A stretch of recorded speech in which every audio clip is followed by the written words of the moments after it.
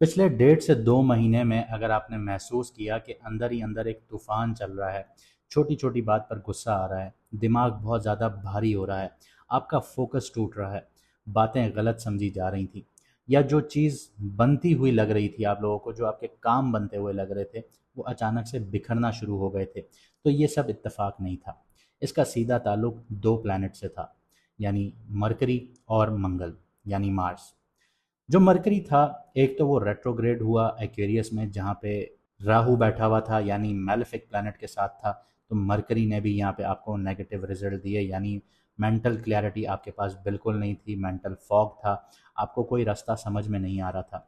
तो यहाँ पे आप लोगों को ये समझ लीजिए कि एनजाइटी, डिप्रेशन, ये सिचुएशन बहुत हैवीली फील हुई होगी, मिसकम्युनिकेशन बहुत ज़्यादा फील हुई होगी, आपकी सोच धुंधली हुई होगी, डिसीजंस अनक्लियर हुए होंगे, कम्युनिकेशन डिस्टॉर्ट हुआ होगा। जो कहना चाहते थे वो कह नहीं पा रहे थे आप लोग, और जो सुन रहे थे वो समझ नहीं आ रहा था आप लोगों को। दूसरी तरफ जो मार्स था, वो पहले अंगारक दोष बना के बैठा था। मार्स के साथ अगर आपने 26 फरवरी वाली वीडियो देखी हो, चांद ग्रहण वाली, तो उसमें मैंने मार्स का जिक्र किया था, मैंने प्रेडिक्शंस भी दी थी, और वो सारी अल्हम्दुलिल्लाह पूरी हुई। अल्लाह ताला करने वाली ज़ात है, हम सिर्फ पैटर्न्स देखते हैं। तो यहाँ पे वो सारी चीज़ें पूरी हुई जो चीज़ें हम देख रहे थे।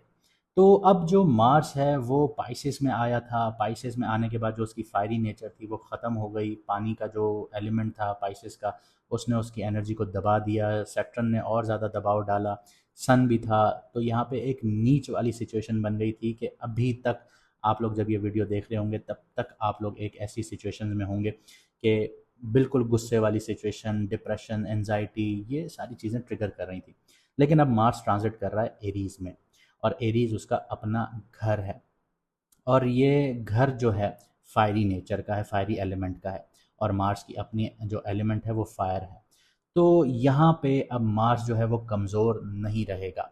अब मार्स यहाँ पे आपको एक्शन प्रोवाइड करेगा, आपको हिम्मत देगा। और एरीज में 3 नक्षत्र होते हैं, अश्वनी, बहरनी और कृतिका, जिसमें से अश्वनी और कृतिका ये मार्स की एनर्जी को नेचुरली सपोर्ट करते हैं। यहाँ पे फास्ट एक्शन मिलेगा आप लोगों को, हीलिंग वाली आपको एनर्जीज मिलेंगी, क्लियर डायरेक्शन मिलना शुरू होगा। और मार्स यहाँ पे 11 मई से 21 जून तक रहेगा। और मार्स जब एरीज में आ जाएगा तो आपके लिए क्लैरिटी भी वापस आना शुरू होगी, और उन लोगों के लिए रास्ते भी खुलना शुरू होंगे जो अपनी एनर्जी को सही डायरेक्शन में लगाना जानते होंगे। और जिस वक्त तक आप ये वीडियो देख रहे होंगे उस वक्त तक मरकरी जो है वो ट्रांजिट कर चुका है, पाइसेस से निकल चुका है। पाइसेस में ये नीच का था, जिसकी वजह से आपने कम्युनिकेशन गैप देखा, एनजाइटी देखी, डिप्रेशन देखा। अब वो पाइसेस से निकल चुका है 30 अप्रैल को। तो यहाँ पे अब मरकरी भी पॉजिटिव, यानी आपको मेंटल फॉग जो था वो भी ख़त्म होगा। तो अब यहाँ पे ये समझ लीजिए कि आपकी सोच, आपकी कम्युनिकेशन, डिसीजन मेकिंग, ये सारी चीज़ें कंट्रोल होना शुरू हो जाएंगी। अब आप इनको प्रॉपरली यूटिलाइज करेंगे। जब तक ये पाइसेस में था, वीक हुआ था, आपने वीक होते हुए देखा था, आप कंफ्यूज रहे थे, एंशियस रहे थे, मेंटली स्कैटर्ड रहे थे। लेकिन अब आपकी जो एनर्जीज़ हैं वो आपको वापस मिलने जा रही हैं। लेकिन एक चीज़ और याद रखिएगा कि मार्स जो है वो आपको एनर्जी तो देगा, हिम्मत भी देगा, क्योंकि ये इसी चीज़ का प्लैनेट है। तो ये आपको डिस्टर्ब भी कर सकता है कि आपका गुस्सा जो है वो कंट्रोल से बाहर हो सकता है। अब चीज़ें आउटब्रस्ट होंगी, मैं बहुत जल्द प्रिडिक्शन पोस्ट करूँगा। आप पोस्ट पर, जो कम्युनिटी पोस्ट होता है उस पर ज़रूर देखिएगा, क्योंकि मैंने पहले भी पोस्ट की थी, दूसरी भी पोस्ट की थी, वो भी काफ़ी लोगों ने देखी और वो सारी चीज़ें प्रूफ हुई। 18 से 24 तारीख की विंडो में मैंने बता दिया था कि कोई भी जो आप लोगों की इस्लामाबाद टॉक्स हो रहे हैं, जो डिप्लोमेसीज़ हो रही हैं, ये फ़ेल हो जाएंगी। तो वो सारी चीज़ें हुई, तो मैं अभी आपको एक नई प्रिडिक्शंस भी दूंगा, वो ज़रूर देखिएगा। तो अब आपके लिए एनर्जी जो है वो शिफ्ट हो रही हैं। इसका आपकी लाइफ पे, आपकी लाइफ की डायरेक्शन पर क्या इम्पैक्ट आएगा, हम इस चीज़ को जानते हैं। लेकिन एक छोटी सी चीज़ और कहना चाहूँगा कि जिन लोगों को अपना मून साइन नहीं पता, कमेंट सेक्शन में अपनी ओरिजिनल डेट ऑफ बर्थ लिखिए, आपको आपका मून साइन बता दिया जाएगा।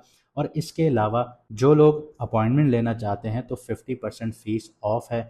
जब तक ये सीरीज़ अपलोड होगी तब तक ये 50% ऑफ रहेगा। लिमिटेड स्लॉट्स होते हैं, बहुत जल्दी बुकिंग हो जाती है, तो आप लोग अपने स्लॉट्स बुक करवा लीजिए, क्योंकि जब ये सीरीज़ अपलोड हो जाएगी, कंप्लीट हो जाएगी, तो फिर ये जो 50% ऑफ है ये ख़त्म कर दिया जाएगा। तो तो फिर वापस अपनी फ़ीस ओरिजिनल पर आ जाएगी। तो आप लोग फिर कहेंगे कि हमारे लिए फ़ीस कम करें, तो फिर नहीं होगी।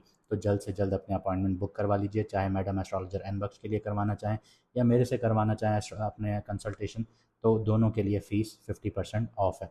आइए देखते हैं कि अब मार्स जो लाइफ की डायरेक्शन शिफ्ट कर रहा है वो किस तरफ कर रहा है आपके लिए। तो अगर आपका मून साइन पाइसेस है यानी मीन राशि है यानी कि बुर्ज होत है, तो मार्स आपके सेकंड हाउस में ट्रांजिट कर रहा है और ये सीधा सीधी जो आग है मार्स की, ये आपके वैल्यू सिस्टम में आ रही है, यानी पैसा, फैमिली और आपकी स्पीच पर आ रही है। मार्स यहाँ से आपके फोर्थ एस्पेक्ट से फिफ्थ हाउस को एक्टिवेट करता है, एट्थ हाउस को एक्टिवेट करता है और नाइन्थ हाउस को एक्टिवेट करता है। तो यहाँ पे वैल्यू, रिस्क और डेस्टिनी, ये सारी चीज़ें एक्टिवेट हो जाती हैं। तो इसका इम्पैक्ट आपके करियर, जॉब, बिजनेस, फाइनेंस पर कैसे आता है, उस पर बात करते हैं। पैसा कमाने की बहुत स्ट्रॉन्ग ड्राइव आ जाती है यहाँ पे, लेकिन स्पेंडिंग भी एग्रेसिव हो जाती है। इनकम अपॉर्चुनिटीज़ आ सकती हैं, लेकिन इम्पल्सिव फाइनेंशियल डिसीजंस जो हैं वो रिस्क क्रिएट करना शुरू कर देंगे आपके लिए, क्योंकि एट्थ हाउस एक्टिवेट है तो सडन मुनाफे भी होंगे और सडन नुकसानात भी होंगे, क्योंकि आप लोग साढ़े साथी के सेकंड फेज में हैं, जो अभी आपको जहनी दबाव फील हो रहा है। यहाँ पे नाइन्थ हाउस भी एक्टिवेट हो रहा है, यानी किस्मत भी आपको सपोर्ट करने लगेगी, लेकिन ब्लाइंडली नहीं करेगी। आंखें बंद करके आप कुछ काम करेंगे उसमें नहीं करेगी। किस्मत सिर्फ उसी चीज़ों में आपको सपोर्ट करेगी जिसमें आप एक प्रॉपर रिसर्च के साथ प्रॉपर चीज़ों को देख के आगे बढ़ेंगे। यहाँ पे आप लोगों ने करना ये है कि फाइनेंशियल डिसिप्लिन आप लोगों ने अपने अंदर पैदा करना है, सेविंग हैबिट्स को स्ट्रॉन्ग करना है, कैलकुलेटेड इन्वेस्टमेंट्स आप लोगों ने करनी है, आप लोगों ने इम्पल्सिव स्पेंडिंग्स अवॉइड करनी है, रिस्की इन्वेस्टमेंट्स अवॉइड करनी है, लालच अवॉइड करनी है। जहाँ आपकी लालच बीच में आई, वहाँ आप सब कुछ अपने हाथों से गंवाएंगे। आगे बात करते हैं लव, रिलेशनशिप्स और मैरिड लाइफ की। तो यहाँ ज़बान सब कुछ डिसाइड करेगी आपके लिए, क्योंकि सेकंड हाउस जो है वो आपकी स्पीच का घर है, यानी आपके अल्फाजों का घर है, और यहाँ पे आपकी स्पीच में एग्रेसिवनेस आ जाती है। फिफ्थ हाउस एक्टिव होता है, अट्रैक्शन स्ट्रॉन्ग करता है।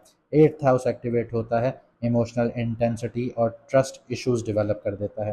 तो मैरिड लोगों के लिए बात से लड़ाइयाँ होना शुरू हो जाएंगी, बातों बातों में लड़ाइयाँ शुरू हो जाएंगी, फाइनेंशियल इश्यूज का इम्पैक्ट बीच में आना शुरू हो जाएगा। सिंगल्स के लिए अट्रैक्शन तो बहुत स्ट्रांग रहेगी, लेकिन अनस्टेबल या इंटेंस मूवमेंट में कन्वर्ट होगी। इंटेंस मूवमेंट से मुराद ये है कि लड़ाई झगड़े या आपस में तू तू मैं वाली सिचुएशन। तो यहाँ पे करना ये है कि सॉफ्टली कम्युनिकेट करना है, बहुत प्यार से बात करनी है, सब्र लेकर आना है अपनी पर्सनालिटी में, हार्श वर्ड्स को अवॉइड करना है, ओवर रिएक्शंस अवॉइड करने हैं और सस्पिशियस बिहेवियर आप लोगों ने अवॉइड करना है। आगे बढ़ते हैं, आपकी हेल्थ की बात करते हैं, क्योंकि अब सैटर्न आपको डैमेज कर रहा है, तो यहाँ थोड़ा इम्बैलेंस मार्स भी क्रिएट करेगा। सेकंड हाउस जो है वो आपकी ईटिंग हैबिट्स डिस्टर्ब करेगा।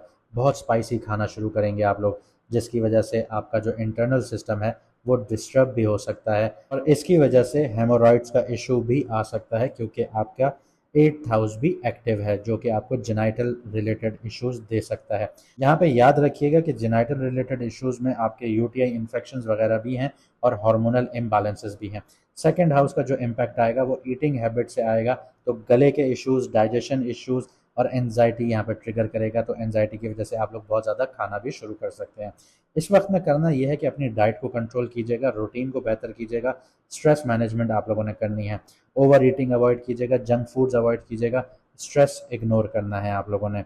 ये ट्रांजिट आपको पैसा और अपॉर्चुनिटी दोनों दे सकता है, लेकिन सब कुछ आपके कंट्रोल और डिसीजन मेकिंग पर डिपेंड करेगा।